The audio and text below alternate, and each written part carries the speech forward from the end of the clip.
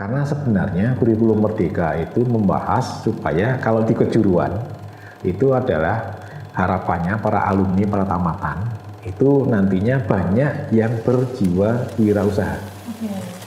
Karena kalau orang konsisten itu otomatis komitmen.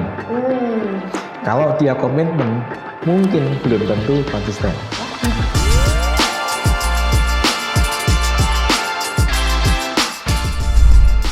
Sola Abadi, kreatif bekerja, ikhlas melayani. Halo Sobat Solid, selamat pagi, selamat malam, selamat sore dimanapun kalian berada ya. Nah, kembali lagi nih kita di segmen Sobat Talks. Dan kali ini kita bakal berbincang dengan expert di dunia pendidikan. Tapi sebelum itu mungkin kita kenalan dulu kali ya.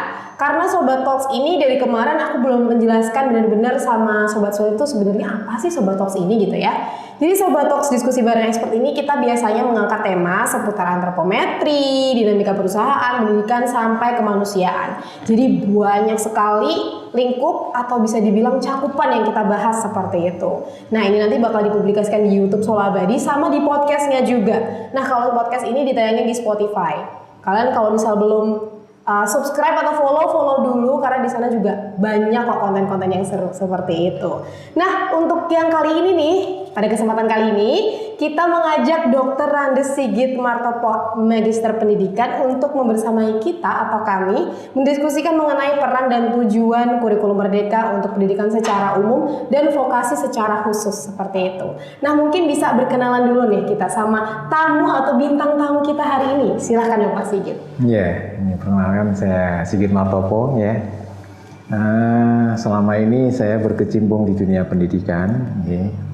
Bahkan tanpa terasa dari tahun 89 sampai sekarang itu sudah cukup lama. Ya 33 tahun tidak terasa ya. Tidak terasa ya. Bahkan ini 2 tahun lagi saya sudah purna ini Mbak. Iya, gitu. Udah purna 2 tahun lagi, nanti tahun 24 udah purna. Jadi dulu saya berawal, kalau asli saya kan dari Jogja, ya dari Yogyakarta. Kemudian saya masuk ke Solo. Saya dulu menjadi guru di SMK Negeri 5 Surakarta. Tahun 89. Ya. Kemudian tahun 2006, ya, saya kebetulan dipercaya oleh Dinas Pendidikan Kota Solo untuk sebagai penanggung jawab di SMK Negeri 7 Surakarta. Itu tepatnya tanggal 11 Juni 2006. Ya, saya masih ingat itu ya. 11 Juni, kemudian tanpa terasa berjalan 5 tahun 2 bulan. Sehingga juga kebetulan berakhir saya 11 Januari 2011. Ya, karena 11 Januari 2011 itu kan harinya Sabtu. Seninnya saya dialihkan menjadi pengawas sampai sekarang. Jadi mulai 13 Januari 2011. Itu sampai sekarang. Nah, di tengah perjalanannya selama menjadi pengawas itu 3 bulan setelah saya jadi pengawas, saya kemudian mengikuti kegiatan seleksi asesor. Alhamdulillah bisa terekrut ya di Jawa Tengah itu. Dan itu sampai kemarin ya saya masih aktif dengan kegiatan asesor. Bahkan saya sendiri juga tidak pernah mengira, tidak pernah mengira di tengah pekerjaan saya selaku pengawas sekolah, terutama di kejuruan ya. Itu tahun 2013. Nah, jadi 2 tahun setelah jadi pengawas itu ada lagi rekrutmen sebagai master trainer. Ya, itu ya lembaga LPPKS yang ada di sebelah utara Mojosongo. Dekat sini ya Pak? Ya, dekat sini. Itu saat itu memang inginnya Indonesia melalui Kementerian Pendidikan itu bahwa kepala sekolah guru yang diangkat sebagai kepala sekolah itu punya standarisasi yang jelas. Nah, untuk memenuhi standarisasi yang jelas itu berarti harus perlu didiklat. Nah, untuk mendiklatkan guru seluruh Indonesia itu tidak mungkin kalau itu hanya lembaga-lembaga LPPKS menggandeng lembaga diklat yang lainnya. Misalnya seperti LPMP, P4TK, kemudian ada UNJ, ada apa namanya IKIP Semarang atau apa dan seterusnya. Jadi termasuk kami juga direkrut saat itu, walaupun seleksinya juga cukup ketat. Alhamdulillah kami juga bisa membantu mendampingi, ya. Sehingga ini menjadi pengalaman saya bisa keliling ke wilayah Indonesia, baik dari Sabang, ya, kebetulan saya sampai di Sulawesi ya, nah Sulawesi ya, jadi Sabang sampai Sulawesi, ya cukup banyak. Jadi kegiatan itu adalah termasuk mendiklat calon-calon kepala sekolah, kemudian menguji, ya. Kemudian mengevaluasi, hasil evaluasi kami kirim ke lembaga LPPKS, kemudian nanti dari LPPKS nanti akan dikirim ke kabupaten kota atau mungkin ke provinsi. Nanti beliau-beliau yang berwenang memiliki kebijakan itulah nanti yang akan mengangkat kepala sekolah itu. Jadi kami membantu itu. Jadi selain tugas pengawas, kemudian ditambahi sebagai asesor, juga ditambahi lagi sebagai dulu namanya master trainer, tapi kemudian beralih 5 tahun yang lalu sebagai PD, pengajar diklat.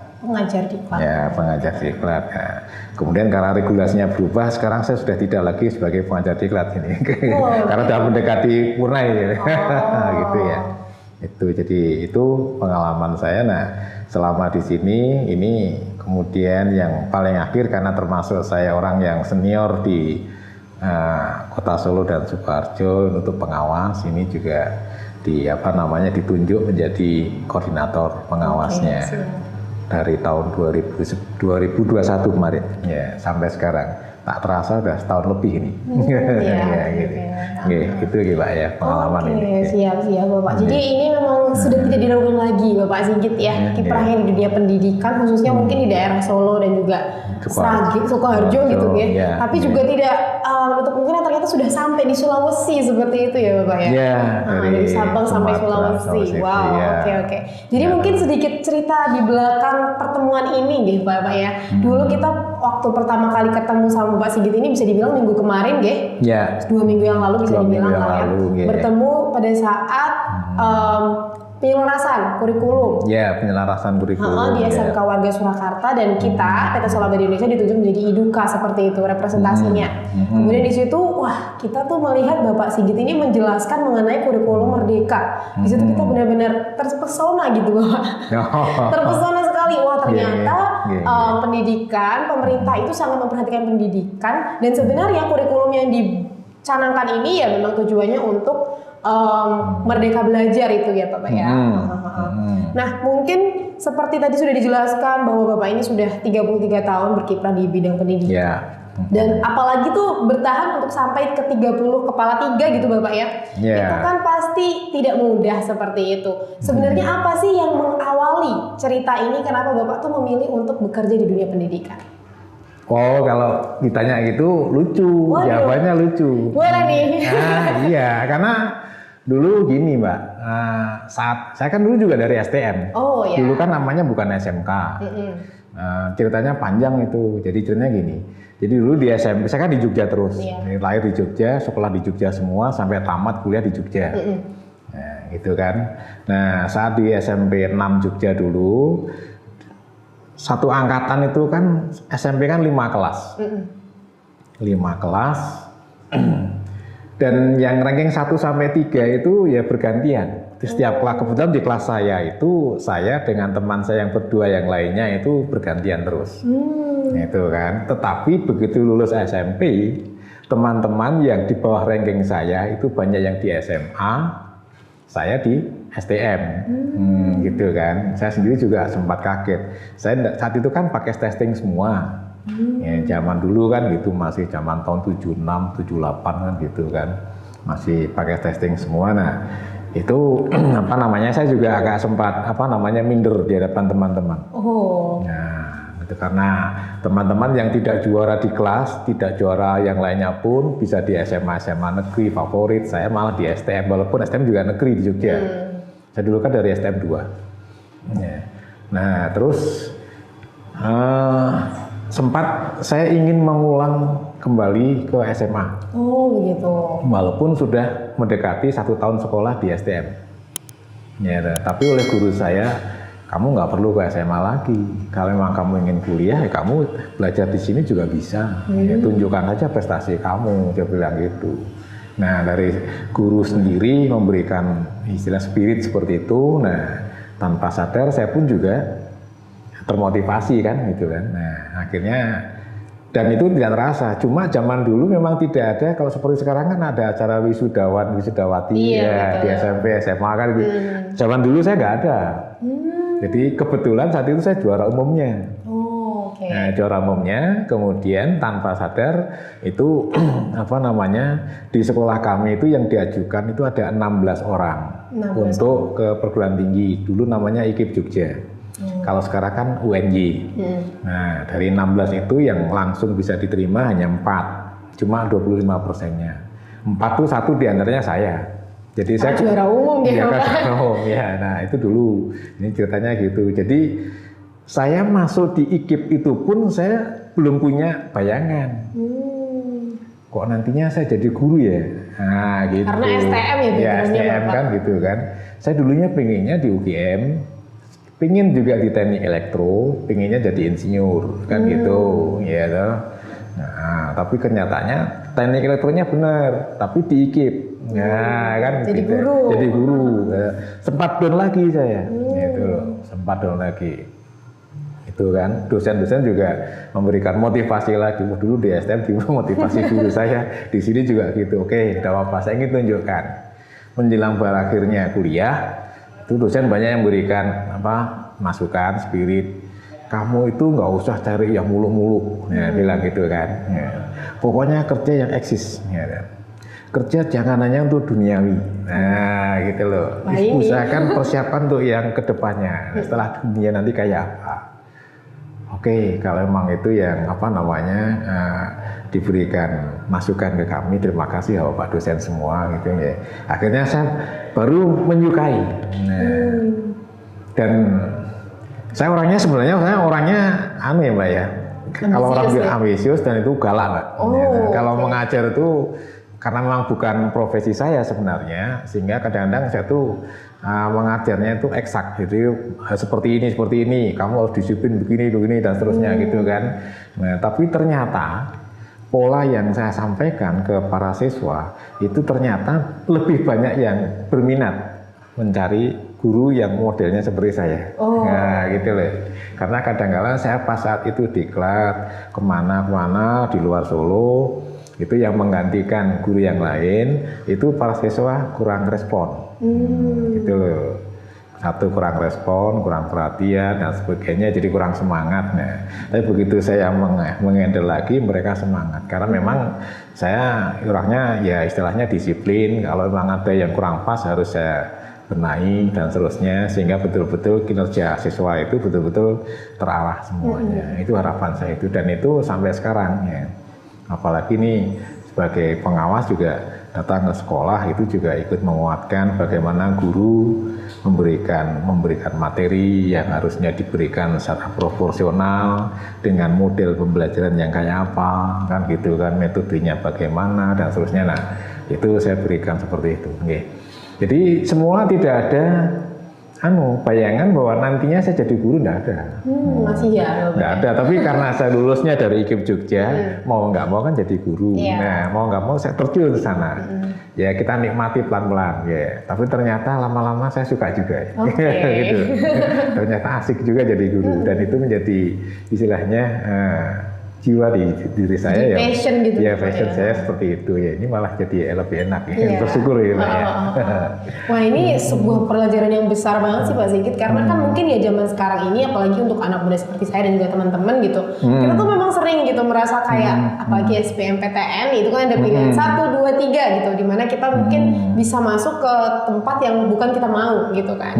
Kemudian kita pengen, aku pengen menyerah aja kayak gitu-gitu. Nah, ini adalah Bapak Sigit ini bisa dibilang contoh nyata dari orang yang istilahnya tetap berjuang meskipun itu bukan apa yang dimau gitu, karena ambisinya kan meluap-luap, pengen jadi aku pengen masuknya di SMA, aku karena teman-temanku semua pada di SMA kan gitu kan. Iya, tapi habis itu ya sudahlah kita jalani saja gitu kan. Kemudian malahan yang aslinya maunya di UGM jadi teknik elektro jadi insinyur, malahan masuknya ke IKIP, meskipun itu jalurnya memang jalur prestasi ya Bapak ya. Itu jalur prestasi loh, tapi karena itu bukan seperti passion, ya sudahlah dijalani saja gitu kan. Dan itu juga tidak lepas dari peran guru ya Bapak ya. Yang memberikan motivasi senantiasa untuk kita tetap berjuang ke depan gitu. Itu pun saya dulu kan, itu kalau di Jogja kan namanya medianya kan Kedaulatan Rakyat. Kedaulatan Rakyat. Ya, makanya saya masih ingat. Jadi para siswa SMA, SMK yang diterima tanpa tes. Nah, kalau dulu istilahnya namanya talent scouting. Talent scouting. Ya, nah itu kan, itu foto-foto saya juga ada di koran itu ada, gitu loh. Jadi saya tahu, saya memang diberitahu lewat surat pos dari IKIP Jogja. Saya cuma tahu tapi diem gitu loh. Saya tidak beritahu sama orang tua kok kalau saya diterima. Orang tua saya tahu karena dibaca di koran. Wah, itu surprise kejutan sekali ya. Ya, gitu loh. Jadi memang saat itu memang saya diterima, untuk rasa bersyukur aja belum siap, gitu. Belum siap. Gitu. Kok ya diterima tapi kok di sini ya, padahal saya inginnya ke sana, gitu loh. Tapi ya udahlah, kita nanti diam-diam coba kita kayak apa. Dan saat itu memang kebetulan untuk Fakultas Teknik itu semua mahasiswa yang diterima di semester pertama itu harus menandatangani ikatan dinas. Zaman saya dulu ikatan dinas, saya juga ikut tanda tangan. Ya, setelah ikatan dinas, para mahasiswa diminta untuk menyerahkan ijazah SMA, STM asli ke kampus. Tinggal satu-satunya saya yang belum menyerahkan. Karena masih ragu itu tadi. Karena masih ragu. Jadi setahun itu ya udahlah, daripada saya nganggur, kalau saya tidak kuliah nanti saya malah belajarnya nanti kacau. Karena tahun depan saya pinginnya ke UGM kan gitu kan, ke teknik elektro karena itu impian saya zaman dulu kan gitu. Sambil menyelam minum air di sini. Tapi udah mulai 6 bulan saya diingatkan sama dosen saya. Tinggal kamu yang belum menyerahkan. Kalau kamu besok pagi nggak menyerahkan, berarti ikatan dinas yang sudah kamu terima sampai hari ini selama 6 bulan, kamu harus mengganti 5 kali lipat. Zaman itu, wah, baru saya langsung panik kan gitu. Ya akhirnya mau nggak mau saya serahkan. Kalau diserahkan kan otomatis tahun depan nggak bisa kemana-mana saya. Karena sudah kontrak itu tadi. Ya akhirnya ya sudahlah, kita mau nggak mau ya memang mungkin ini dunia saya ke depannya melalui pendidikan. Nah, ya alhamdulillah sampai sekarang ya seperti ini. Bahkan sekarang jadi koordinator pengawas gitu ya Bapak ya. Melatih sudah banyak sekali kepala sekolah di seluruh Indonesia seperti itu. Udah banyak ya. Dari semua jenjang itu Mbak. Dari SD ada, TK ada, SMP, SMA, SMK, SLB komplit. Jadi makalah apa ya, pengalaman yang memang jauh dari apa yang diimpikan sejak kecil, cuman malahan lebih bermakna gitu nggih Bapak ya. Kan banyak orang yang keren-keren seperti itu. Ya, itulah dinamika kehidupan ya kan, kalau saya kan gitu kan. Jadi memang kadang-kadang kita itu punya cita-cita itu wajar, tapi belum tentu cita-cita itu bisa terwujud. Mungkin yang Maha Kuasa memberikan alternatif yang lebih baik untuk kamu itu bukan itu, tapi ini. Nah, gitu kan. Ini seperti ini sih Bapak, ada beberapa peribahasa yang bilang kalau misalnya kita manusia boleh berencana gitu ya, tapi ada rencana yang lebih bagus yaitu rencana Tuhan. Kan gitu. Dan itu harus memang kita ikuti istilahnya, ya kita lakukan. Jadi konsistensi itu ternyata juga membuktikan karir sampai panjang sekali itu ya karena memang konsisten itu tadi ya Bapak ya. Yang bisa karena biasa juga sih. Ya karena mau nggak mau kita sementara kan saat itu kan seperti saya setelah kuliah yang semula tidak punya jiwa pendidikan, akhirnya kan setelah saya menyerahkan ijazah saya STM ke kampus, mau nggak mau kan tahun depan saya nggak bisa kemana-mana. Iya betul. Ya akhirnya mau nggak mau saya harus menyukai bidang pendidikan. Satu, yang kedua saya harus menyelami itu, kan gitu kan. Begitu sudah selesai pun saya juga jadi guru ya, kan gitu kan. Nah, masih ada rasa kurang pede, kurang bangga itu ada. Tapi begitu sampai di depan kelas dan ternyata gaya bahasa saya, gaya mengajar saya itu anak-anak menyenangi, menyukai. tanpa terasa saya jadi enjoy di sana. Nah gitu, karena enjoy jadi lama-lama ya udah. Bahkan kalau ada anak yang mungkin kurang semangat, ya saya kadang-kadang juga marah. Tapi dalam artian marahnya itu memberikan spirit pada anak-anak itu, jadi bukan membenci, enggak. Dan anak-anak yang saya marahi tidak pernah merasa tersinggung. Nah itu kan, dan bahkan mereka seneng, oh ternyata banyak Pak Sigit itu banyak perhatian ke kami gitu loh. Nah gitu, dan kami juga bisa punya kompetensi yang istilahnya betul-betul menjadi jiwa untuk anak-anak itu sendiri. Bahkan saya tuh sudah jadi pegawai negeri, jadi guru sudah kurang lebih 5 tahun di SMK 5 Solo saat itu. Anak yang saya ajar sudah lulus, dia udah kerja di Jakarta, ikut kontraktor. Dia kembali ke Solo dengan personal manajernya. Dia minta supaya saya ikut ke perusahaan dia. Ini pengalaman, pernah itu. Karena apa? Karena saat itu saya mengajar di SMK 5 Solo, saya selaku guru menggambar listrik. Jadi menggambar seperti ini, gedung lantai 1, lantai 2, lantai 10, perencanaannya, kabelnya kayak apa dan sebagainya gitu kan. Nah karena saya teliti orangnya satu persatu siswa yang salah tuh kayak apa. Jadi mereka tahu semua, satu kelas 36 anak itu juga kita cek satu-satu semua, perencanaan perhitungannya, kabelnya kayak apa, bagaimana instalasinya ini konslet apa tidak dan sebagainya. Nah merasa bahwa yang sudah tamat di Jakarta itu dia kekurangan karyawan, dia akhirnya saya diminta ke sana. Saya bilang, Mas, saya itu sudah PNS. Kalau saya masih honorer, mungkin saya pertimbangkan. Tapi karena saya PNS, saya tidak berani, gitu. Ya, mohon maaf, gitu loh. Gitu. Akhirnya mereka pulang, gitu. Tapi hanya satu hal yang jadi catatan dalam hati saya, oh ternyata mindset siswa alumni dengan saya itu masih ada, gitu loh. Jadi dulu yang anak ke situ ke saya itu anak yang bandel. Nggak ada yang nyangka ya. Nggak ada yang bandel, tapi dia menjadi orang andalan di perusahaan itu karena memang begitu sampai tamat anak itu saya bimbing terus. Dan saya tidak pernah berpikir suatu saat dia bisa ingin ketemu saya untuk membantu, Pak, lowongan ini nanti kalau Bapak mau diterima, Bapak jadi atasan saya, gitu loh. Gitu, karena Bapak yang paling cocok untuk kerjaan di tempat kami, gitu. Tapi masih terkoneksi gitu. Masih terkoneksi, padahal udah 5 tahun yang lalu udah gak ketemu.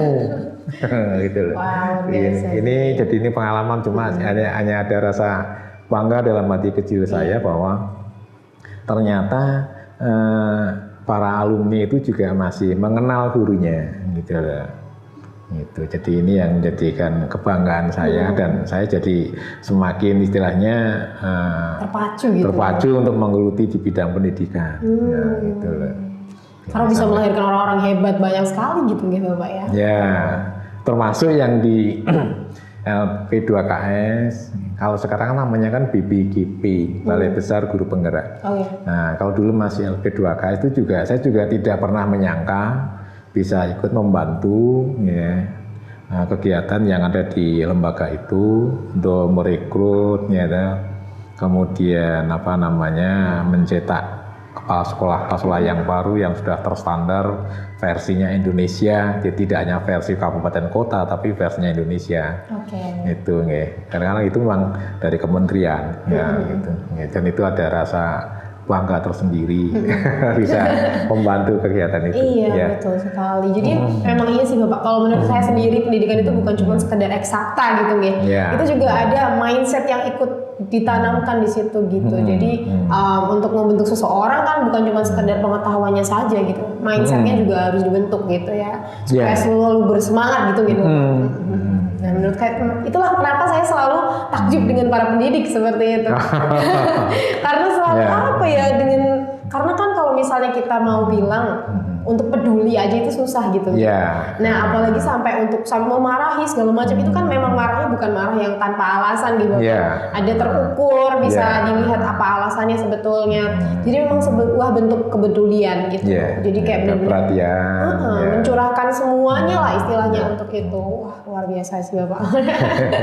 Oke Bapak Sigit, karena itu tadi sedikit mungkin mengenai Bapak Sigit, sebenarnya saya masih mau membahas lebih banyak lagi lagi, mengenal lebih banyak lagi tentang Bapak Sigit karena memang mindsetnya itu bisa dibilang, apalagi saya sekarang ini yang lagi masih meraba-raba masa depan seperti itu, kayaknya ngobrol tentang masa depan sama Bapak Sigit ini adalah hal yang sangat-sangat menarik. Cuman karena kita hari ini harus membahas mengenai kurikulum Merdeka, mungkin kita bisa sih masuk ke situ ya Bapak ya. Boleh. Jadi utamanya di SMK, mungkin kan Bapak sendiri lah yang sudah menjalankan, sudah tahu seperti itu. Sering banget dielukan istilah kurikulum merdeka gitu.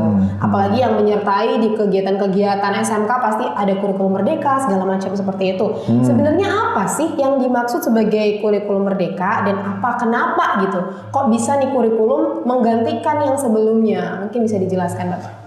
Gini ya, jadi ini berawal karena dari ini. Kita tidak pernah akan tahu adanya pandemi, nah kan gitu kan. Jadi dulu kurikulumnya normal, artinya normal itu dari kurikulum 2000, 2006, 2013 kan gitu kan. Nah kemudian di tengah jalan semua masyarakat dunia terasa terdampak pandemi, otomatis hampir 2 tahun itu vakum, apapun kegiatannya vakum, tidak terkecuali dengan di bidang pendidikan. Guru juga bingung, siswa bingung. Kita mau keluar nggak boleh, nanti kena COVID dan sebagainya. Sehingga guru pun juga saat itu, misalnya gurunya itu di satu instansi di sekolah itu ada 100, paling yang terbiasa IT hanya 10-15%. Iya, betul. Kan gitu kan. Sehingga begitu diminta untuk Zoom meeting, gurunya bingung. Tapi mau nggak mau harus dilakukan. Karena anak mau nggak mau harus dari rumah, walaupun tidak bisa aktif di sekolah, tapi harus bisa belajar terus, walaupun itu hanya dalam bentuk banyak teorinya. Nah, dengan munculnya seperti itu, makanya sebelum muncul kurikulum Merdeka itu ada kurikulum alternatif, kurikulum prototype, pembelajarannya menggunakan blended learning, ada yang luring, ada yang daring, macam-macam gitu kan. Nah, akhirnya dari sana terus akhirnya dimunculkan menjelang endemi ini tahun 2011 awal, yaitu dimunculkan kurikulum Merdeka. Artinya pemerintah memberikan kebijakan penuh kepada setiap sekolah, pemangku pendidikan di masing-masing jenjang, baik dari SD, SMP, TK, SMA, SMK, SLB dan seterusnya gitu ya. Nah itu untuk mengelola pendidikan ya, semaksimal mungkin, hanya rambu-rambunya itu yang memberikan gambaran ya, itu dari pihak pemerintah. Makanya kemarin kan ada capaian pembelajaran ya, jadi standarisasi yang dari pemerintah seperti itu. Kalau mengurangi tidak boleh, ya, tapi harus seperti itu. Nah, kalau seperti itu setiap sekolah, kalau sekolah besar, sekolah yang eksis, sekolah yang saraf prasarannya hebat, ya silahkan aja. Tapi sekolah yang kecil, ya itu juga pusing juga, ya kan gitu. Apalagi gurunya SDM-nya terbatas. Nah, kurikulum Merdeka itu memang di satu sisi itu adalah kurikulum baru, ya, tetapi yang lebih utama adalah tantangan.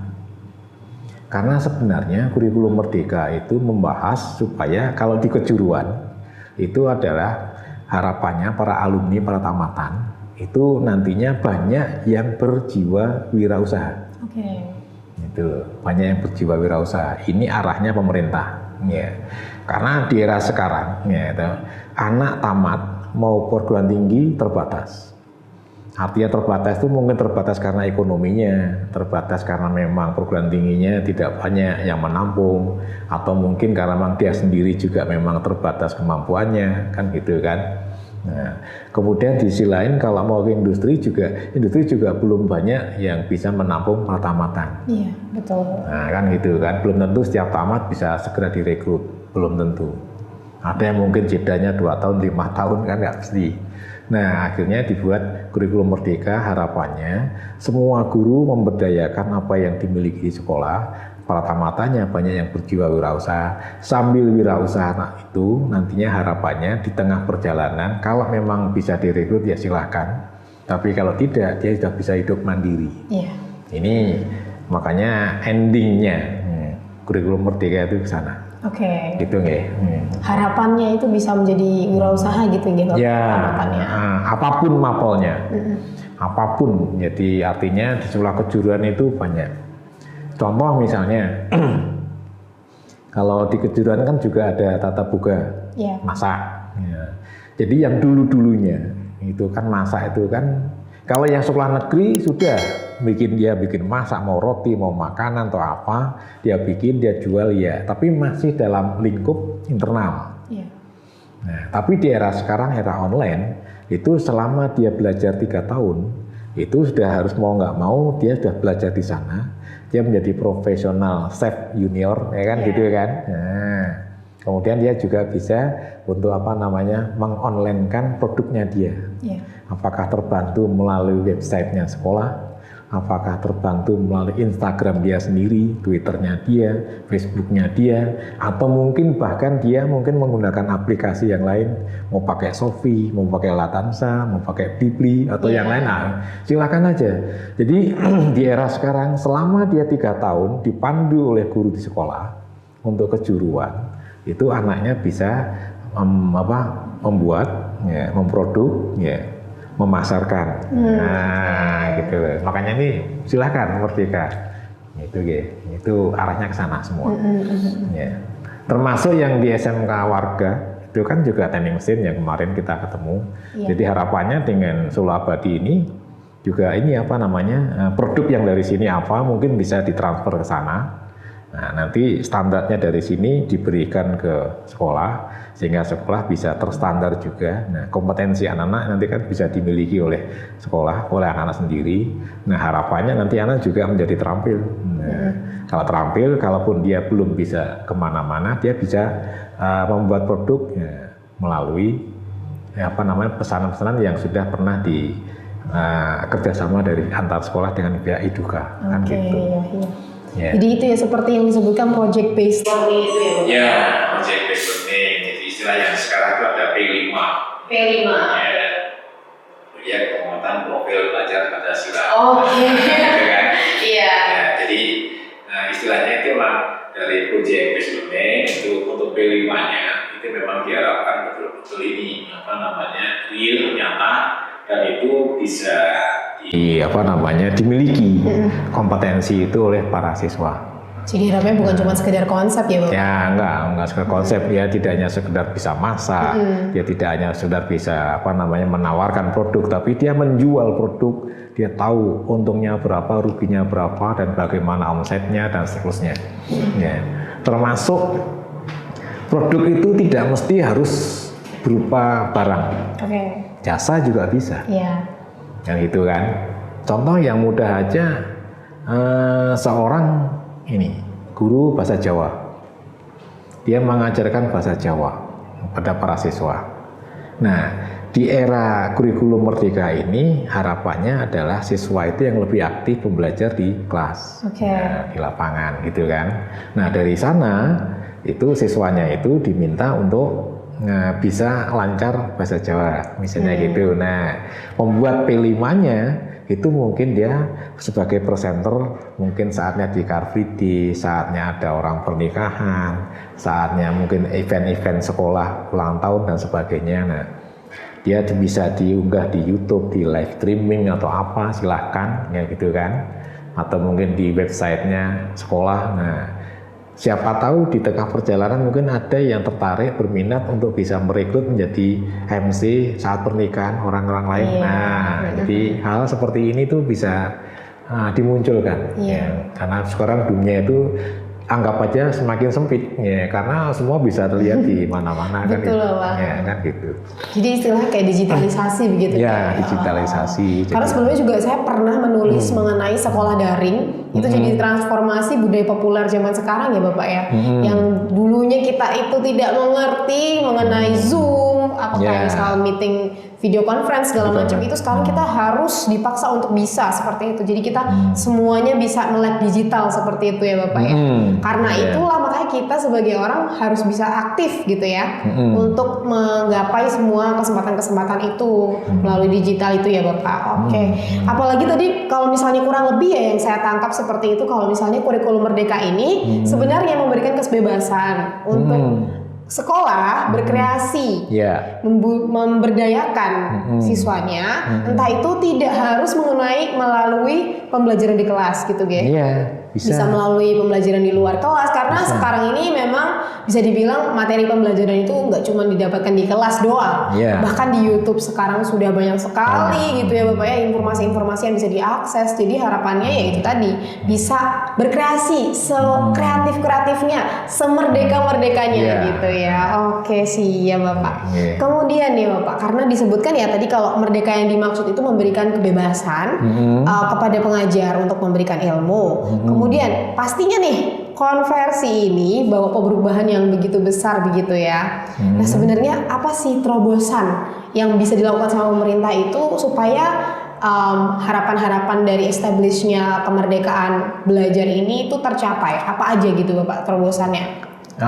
Sebenarnya banyak terobosannya itu ya. Yang ada yang jelas tuh hampir setiap seminggu sekali itu ada webinar. Itu satu. Yang kedua, kemudian pemerintah menyiapkan aplikasi namanya Platform Merdeka Mengajar. Nah, Platform Merdeka Mengajar di sana itu bagi Bapak Ibu guru semua di Indonesia, semua jenjang dari TK, SD, SMP, SMA, SMK, SLB sekalipun, itu banyak contoh-contoh model pembelajaran. Kemudian mau belajar secara mandiri bisa, dia daftar sendiri.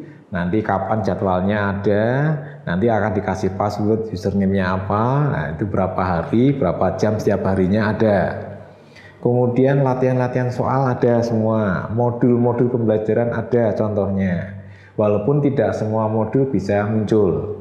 Ya, sehingga nanti modul-modul yang belum itu malah menjadi inspirasi guru untuk menyusun modul dan untuk diunggah di platform itu sendiri supaya bisa menjadi bahan referensi guru-guru yang lain.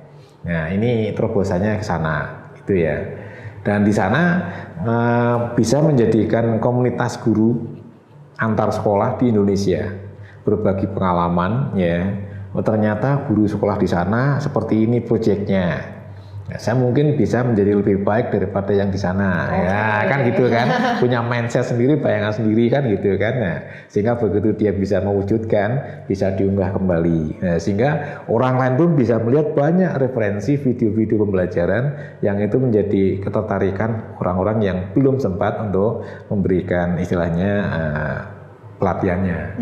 Harapannya mereka nanti bisa melakukan implementasi yang lebih baik. Karena memang sebenarnya kurikulum merdeka itu tadi saya katakan arahnya kan nantinya kalau tamat dari sekolah kejuruan itu kan banyak yang punya jiwa wirausaha. Nah, selama 3 tahun pembelajaran itu anak itu kompetensinya betul-betul distandarisasi dengan dunia industri. Gitu ya. Sehingga betul-betul tidak hanya kalau model dulu itu kan hanya berlatih bagaimana cara membuat roda gigi, bagaimana cara membuat pukul besi, kan misalnya gitu kalau teknik mesin kan gitu. Kalau sekarang tidak, ini pukul besi yang dilaku di pasar standarnya kayak apa, modelnya kayak apa, nah gitu loh. Itu dan kalau memang itu layak baru dijual. Nah inilah yang sekarang, walaupun sebenarnya yang model seperti ini kalau sekolah-sekolah yang sudah eksis ya sudah jarang melakukan. Tapi sekarang itu ibaratnya harapannya hampir semua sekolah seperti itu. Gitu, ya betul sih Bapak. Jadi diharapkan ya itu tadi sudah berstandar industri, karena memang iya sih Bapak tidak bisa ditutup lagi kalau kenyataannya industri itu bergeraknya lebih cepat daripada pendidikan. Maksudnya istilahnya misal kurikulum pendidikan tuh masih di situ, teorinya masih sampai situ, tapi kalau industri itu udah maju kemana-mana gitu. Ya iya sih, kalau misalnya sekarang ini memang tujuannya untuk menyelaraskan antara standar yang ada di industri dengan produk yang dibuat di SMK, itu menurut saya adalah terobosan yang bisa dibilang ya efektif seperti itu ya Bapak ya. Siap. Terus kemarin juga waktu saya mengikuti penyelarasan kurikulum bersama Bapak Sigit di SMK Warga, itu kan juga disebutkan mengenai quality control. Nah itu tuh gimana gitu Bapak? Quality control memang tidak setiap sekolah punya. Nah makanya kemarin saya singgung, kan gitu kan. Ya, mungkin di SMK Warga itu sudah ada, tapi mungkin belum tentu istilahnya efektif. Bisa terjadi, ya, mungkin aja ya. Tapi yang seperti SMK Mikael itu kan sudah punya HISE sendiri dan itu sudah standar. Nah, sekolah-sekolah yang lain mungkin juga yang negeri belum tentu. Makanya saya mengimbau di era sekarang dengan adanya kurikulum merdeka ini, tolong juga ada yang ditunjuk sebagai HISE. Nah, supaya apa? Kalau ada orang yang ditunjuk sebagai HISE, berarti produk yang mau dibuat anak-anak itu mesti mau masuk ke gudang, itu akan difilter.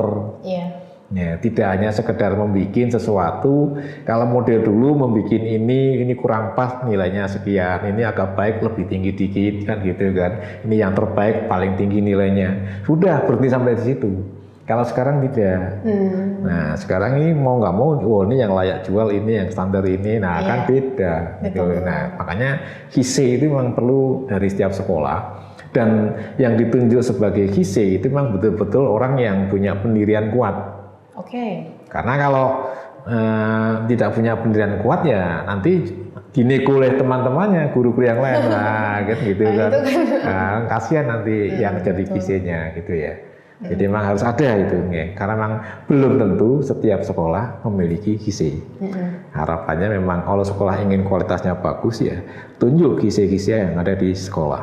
Nah, dan itu orangnya yang harus punya pendirian kuat, eksis, dan dia tidak punya kepentingan apapun. Nah, kan itu orangnya netral dan ini satunya dalam dirinya adalah meningkatkan mutu pembelajaran di sekolah. Itu aja. Itu semangat yang harus dimiliki.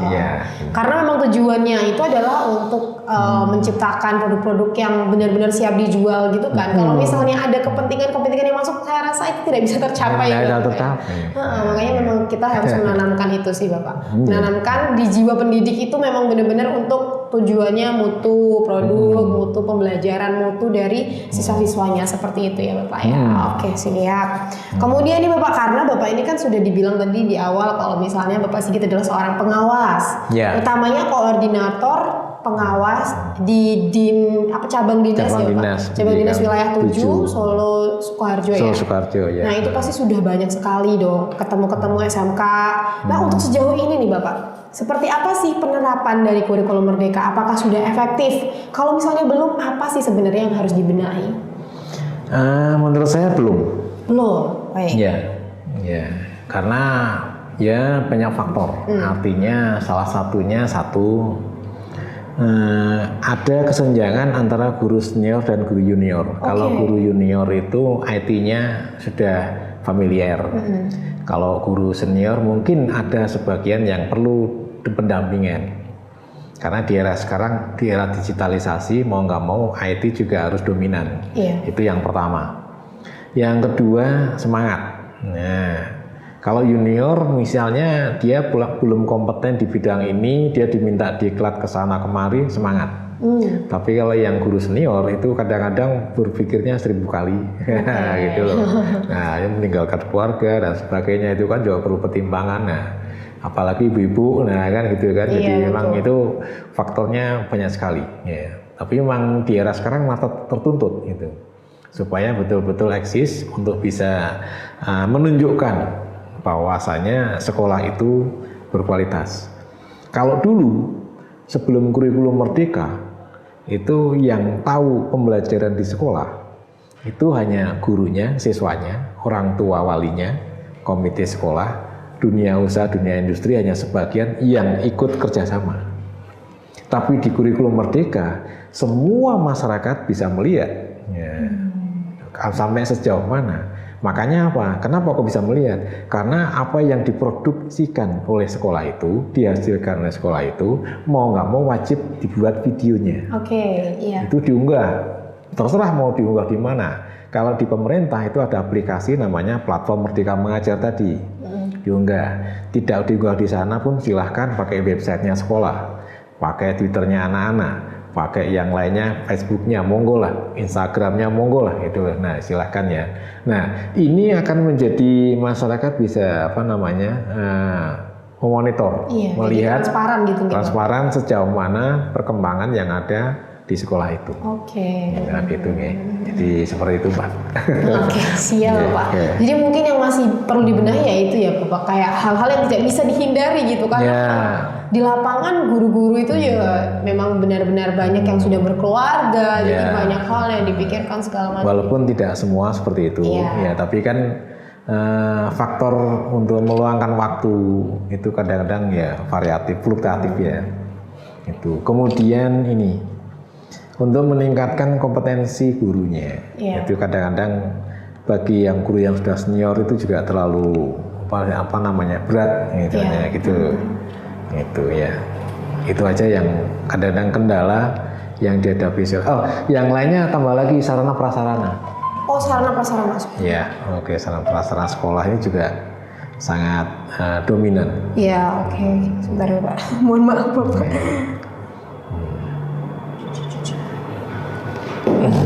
Oke. Jadi sarana prasarana itu memang sebuah kendala yang lumayan ini ya Bapak ya. Ya, itu cuma memprihatinkan apalagi sekolah yang kecil-kecil ya. Gurunya sedikit, siswanya sedikit, dia tertuntut dengan kurikulum yang seperti ini, mau kompetisi dengan sekolah lain itu juga berpikir 1000 kali kan gitu. Nah, inilah. Iya sih, itu memang harapannya sih bisa sarana prasarana bisa disokong oleh pemerintah sih Bapak ya. Tapi masih sulit ya. Masih sulit. Ya. Itu juga kondisional. Artinya kondisional itu kalau sekolah itu memang memiliki lahan sendiri, sertifikatnya milik yayasan sendiri, itu pemerintah support. Tapi kalau sertifikat tanahnya itu milik orang per orang, itu agak repot, nggak bisa. Nah, itu yang jadi pertimbangan tersendiri. Nah, inilah yang menjadikan agak kendala daripada sekolah itu di dalam mengelolanya. Nah, ini makanya sarana prasarana juga sangat mendukung, tidak hanya SDM-nya tapi seperti itu ya. Nah, ini bagi sekolah yang sudah besar dan itu sertifikatnya milik yayasan ya otomatis pemerintah itu mensupport. Oke. Gitu ya. Gitu. Jadi harapannya ya kendala itu tadi bisa dilewati begitu nih Bapak ya, selain dari sumber daya manusianya tapi juga prasarananya juga sarana prasarananya bisa disediakan seperti itu. Karena kalau sarana prasarana bisa disediakan memadai, sedikit-sedikit juga bisa menyesuaikan dengan perkembangan industri juga digandeng pun banyak yang mau. Ya, gitu kan. Utamanya mungkin kalau Sulabadi itu karena kita memang dari dulu sudah bersama dengan pendidikan, kita merasa memang peran industri memang begitu besar seperti itu. Karena kan nantinya yang bakal merasakan dunia industri, mereka juga bakal merasakan dunia industri. Jadi rasanya kalau misalnya bisa dibilang kontributor itu bukan cuma sekedar guru gitu Pak ya. Jadi semua bidang itu sebenarnya bisa berkontribusi seperti itu. Ya semoga bisa lebih banyak lagi orang-orang bidang-bidang yang sadar begitu sama pentingnya pendidikan gitu. Siap Bapak. Kemudian tentunya nih kalau misalnya bisa dibilang transformasi itu merupakan gebrakan baru gitu ya. Apalagi di pendidikan gitu. Pasti seperti layaknya gebrakan atau inovasi pasti banyak banget nih Bapak. Tantangan yang dihadapi, kemudian gimana sih caranya untuk membuat teman-teman atau pendidik itu punya sentimen yang sama seperti apa yang diharapkan pemerintah gitu. Kalau misal dari Bapak sendiri sebagai pengawas itu apa sih yang Bapak lakukan untuk memotivasi guru-guru gitu? Ya, pola mendidik, pola mengajarnya harus dirubah. Artinya gini, jadi misalnya saya selaku guru memberikan materi pembelajaran 4 jam pelajaran. Berarti paling tidak saya itu kalau bisa maksimal hanya 2 jam, syukur kurang dari 2 jam pelajaran. Itu memberikan materinya, memberikan pelatihannya. Nah, setelah itu biarkan mereka anak-anak berimprovisasi, menggunakan kesempatan waktunya untuk presentasi, berdiskusi, dan itu terus. Nah, selama ini saya melihat masih banyak, itu ya tidak banyak tapi sebagian. Ya, artinya guru-guru yang terlalu dominan. Nah, dominan memberikan materi sampai habis waktunya, kan gitu kan, tanpa memberikan kesempatan pada para siswa. Hanya kesempatan bertanya, iya itu wajar. Tapi untuk presentasi, diskusi di depan, untuk berimprovisasi, berinovasi itu jarang. Nah, yang seperti ini yang harus dirubah. Nah, itu ya. Jadi supaya muncul komunikasi bukan hanya satu arah saja begitu nih. Iya, harus 2 arah dan lebih banyak menekankan supaya yang aktif tuh anaknya. Ya, bukan gurunya yang aktif. Nah, di era sekarang, walaupun sebenarnya di kurikulum sebelumnya, kurikulum 13 juga sudah seperti itu, tapi ternyata di dalam perkembangannya memang agak belum banyak yang merespon, belum banyak yang berubah. Nah, harapannya yang sekarang ini betul-betul menjadi tantangan semua guru. Harapannya nanti banyak guru yang betul-betul bisa istilahnya memberikan yang terbaik untuk para putra-putrinya dengan cara memberikan model pembelajaran yang berubah-ubah, bervariasi, metodenya juga berganti-ganti. Ya, anak-anaknya menjadi lebih semangat dan tidak jenuh. Itu ya. Itu seperti Kemudian itu. apa sih Bapak sebenarnya kayak nilai utama gitu yang harus dimiliki semua pendidik gitu? Kalau dari Bapak Sigit sendiri, dari track record yang sudah 33 tahun di dunia pendidikan, ini nih yang bikin saya tetap bertahan sampai sekarang, itu apa Bapak? Ya, itu nilai utamanya ya ini, satu disiplin, punya komitmen. Ya. Jadi kalau saya ya konsisten dulu. Konsisten. Karena kalau orang konsisten itu otomatis komitmen. Kalau dia komitmen mungkin belum tentu konsisten. Oh gitu, siap. Contoh, kita besok pagi mulainya masuk di kantor jam 7, siap. Nah kan itu kita komitmen. Tapi ternyata datangnya sering terlambat. Nah itu ternyata kalau yang lainnya punya komitmen dan dia datang sebelum jam 7. Nah, berarti dia konsisten. Ini bedanya di situ. Nah, termasuk guru-guru juga gitu. Guru-guru itu mau dikasih kurikulum 2006, 2013, kurikulum Merdeka. Kalau memang dia punya konsistensi yang kuat, ya, itu otomatis dia punya komitmen. Ya. Oh, kurikulum Merdeka maunya seperti itu. Berarti saya memberikan materi yang singkat padat aja, nanti anak-anak saya berikan tugas, mau diskusi, mau pribadi, silakan, yang penting anak maju. Dia untuk maju itu kan harus saya seleksi satu-satu. Saya perhatikan minggu ini yang maju si A, si B, C. Besok minggu depan lagi kalau A, B, C maju lagi saya stop. Harus yang lainnya lagi, biar beri kesempatan. Untuk apa? Agar supaya anak punya rasa percaya diri. Anak punya kebanggaan bahwa saya juga kompeten, kan gitu kan. Dan anak juga akan tahu kekurangan saya di mana. Ada rasa keberanian dan seterusnya. Nah, ini harus diberi kesempatan oleh seorang guru pada para siswanya. Nah, model seperti ini ya memang tidak semua guru memberikan hal seperti itu karena stylenya beda-beda. Ya kan gitu kan. Tetapi memang harapannya di era sekarang kita mau nggak mau harus meluangkan waktu dan berubah cara menggunakan metode-metode yang kekinian. Ini yang diharapkan bisa menjadikan mutu pembelajaran di kelas itu menjadi lebih hidup, ya, lebih variatif. Nah, tetapi untuk guru sendiri tadi, kalau saya harapannya adalah konsisten dulu. Ya, waktunya jam sekian sampai jam sekian dia konsisten. Sampai di mana materinya seperti itu dia juga harus konsisten. Ya, karena apa? Karena kalau satu kelas diberi materi ini, dikasih tugas ini, kalau ditanya satu-satu gimana sudah selesai semua? Belum. Nah, ini nanti materi yang lain tidak tersampaikan. Untuk hari itu. Nah, kan gitu kan. Nah, supaya bisa tersampaikan berarti mau nggak mau harus dia punya schedule waktunya. Sekian menit masuk untuk materi ini, sekian menit dari pekerjaan tugas dan seterusnya. Nah, ini mau nggak mau bagi yang belum selesai silahkan ditinggalkan dulu. Kita lihat anak-anak kita, teman kita yang mau presentasi. Harus gitu, jangan menuruti ini belum, kalau gitu belum, besok minggu depan lagi ya. Nah, nanti habis waktunya. Nggak boleh. Ini harus konsisten. Capaiannya tidak tercapai. Nah, gitu ya.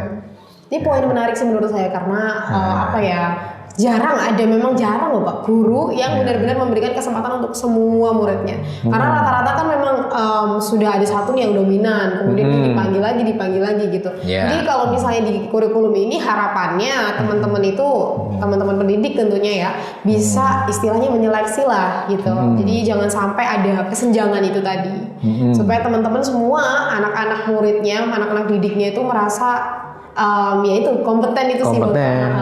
Karena banyak yang kemudian merasa aku nih nggak pernah dipanggil ke depan, jangan-jangan aku memang nggak bisa gitu. Mungkin kan ada tuh anak-anak kecil apalagi ya.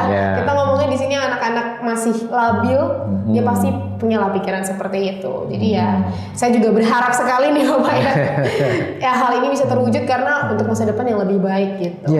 Karena tanpa sadar ya kita harus mengakui bahwa selaku guru SMK ya, SMA atau SMK itu yang di hadapan guru itu kan siswa.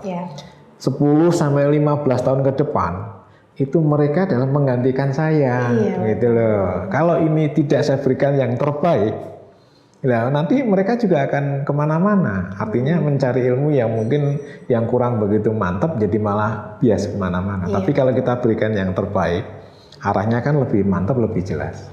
Dan beri kesempatan pada semua siswa untuk berkiprah di kelas atau di luar kelas, dan semuanya harus harapannya proaktif semua. Sehingga satu sama lain saling membantu mengisi, istilahnya menutup kekurangannya kan gitu kan, untuk bisa menjadi yang kompeten dan seterusnya. Kan gitu ya. Kita sama-sama berharap ya untuk masa depan pendidikan yang lebih baik seperti itu Bapak. Nah mungkin ini sepertinya kita sudah menuju ke akhir sesi gitu ya Bapak. Sekarang sudah saatnya menutup acara ini.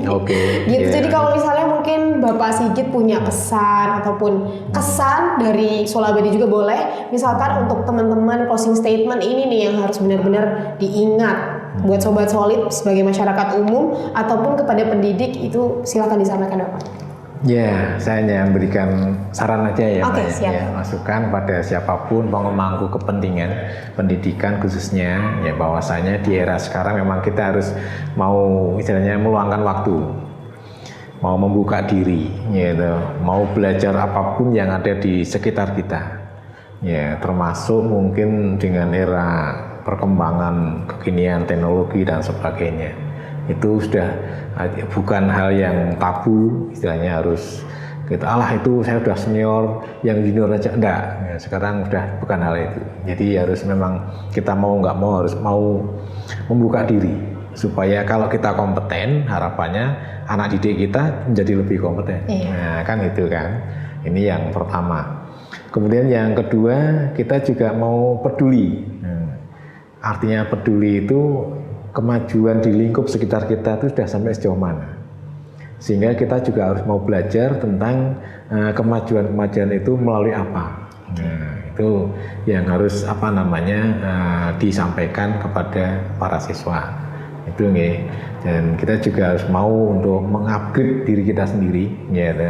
Kalau memang ada kekurangannya, pemerintah sudah memfasilitasi melalui aplikasi tadi.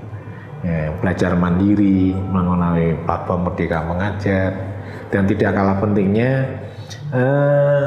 kalau sebagai guru juga pendidik, saya yakin Bapak Ibu guru sudah hampir semuanya punya, cuma konsistensi. Nah ini yang kembali lagi ya perlu ditingkatkan. Ya. Komitmen hampir semua punya komitmen, tapi orang konsisten belum. Nah, sehingga di sini perlu konsistensi. Nah kalau dia betul-betul konsisten, otomatis komitmennya ikut. Tapi kalau komitmen belum tentu dia konsisten. Ini yang menjadikan perbedaan di sana. Nah kalau dia udah konsisten, otomatis siswa itu juga akan menyesuaikan. Kalau guru si A ini, maunya seperti ini, mau nggak mau dia akan kewo, akan sungkan dan sebagainya. Nah, sehingga ini tanpa sadar mereka akan terbiasa menjadi disiplin pada dirinya sendiri. Dan yang terakhir intinya adalah himbauan pada semua pengelola pendidikan, kita itu bisa maju, ya. Itu ada 3 hal. Yang pertama, dengan para siswa atau siapapun itu kita merasa dipaksa. Apapun yang ada di depan kita. Saya nggak bisa komputer, saya dipaksa untuk belajar komputer. Ini contoh aja. Karena dipaksa misalnya gitu. Lama-lama saya terpaksa. Mau nggak mau saya dipaksa untuk mengajar menggunakan Zoom meeting. Ya, misalnya gitu ya. Saya nggak suka seperti itu. Saya biasanya pakai WA. Ya, kan gitu kan. Tapi pakai WA itu yang jawab tuh anaknya, apa tetangganya, apa orang tuanya nggak tahu. Tapi kalau yang Zoom meeting saya tahu. Kan gitu. Nah, karena dipaksa, lama-lama saya terpaksa. Dengan terpaksa itu berapa waktu kita juga tidak tahu. Tanpa sadar dengan terpaksa itu lama-lama terbiasa juga ya. Nah ini, jadi dengan terbiasa itu artinya menjadikan kontinuitas. Nah ini akan berlaku bagi pemangku kepentingan Bapak Ibu guru juga, termasuk nanti anak-anak juga jangan ragu gurunya itu memaksakan diri. Iya. Kamu harus belajar begini, menggunakan alat ini dan sebagainya. Nah nanti lama-lama anak akan menyesuaikan. Tapi kalau kita ngikuti, kamu maunya apa ini, wah nanti anak kemana-mana susah itu. Iya. Nah gitu ya. Itu pesan saya, mudah-mudahan ini bermanfaat. Kalau ada yang kurangnya juga mohon maaf ya Mbak ya. Iya, Terima kasih atas waktu untuk kita bincang-bincang pada Iya. siang hari ini. Kalau saya sendiri justru saya yang berterima kasih Bapak. Gitu ya. Karena Bapak Sigit sudah meluangkan waktu yang sangat-sangat sibuk hari ini. Pastinya tadi ada agenda, tapi akhirnya harus diundur dulu demi kami seperti itu. Jadi kami sendiri juga sangat-sangat berterima kasih kepada Bapak Sigit. Jadi kalau misalnya nanti ada, maaf, akankah ada selanjutnya untuk kita Bapak? Ya, monggo silahkan aja. Oke, siap Bapak. Jadi kalau misalnya kita ada apa lagi gitu, kita bisa mengundang Bapak Sigit ya. Oke, siap. Jadi itu tadi pesannya buat teman-teman sobat soal dan juga guru-guru, tenaga pendidik di luar sana ya. Semoga perbincangan kita hari ini bersama Bapak Sigit itu bisa kena di hati kita semua gitu kan, sehingga kita punya sentimen yang sama untuk demi kemajuan bangsa Indonesia, terutama di bidang pendidikan seperti itu. Mungkin itu Bapak, kita sekarang bisa dada-dada di sana. Nanti kita bilangnya kayak dadah sobat solid, salam sehat, kayak gitu ya Bapak ya. Siap ya? Oke. Aku mungkin bisa hitung ya Bapak ya. 1, 2, 3. Dadah sobat solid, salam sehat. Siap. Terima kasih. Terima kasih Mbak. Ya, Wah, sama-sama. Sola Abadi, kreatif bekerja, ikhlas melayani.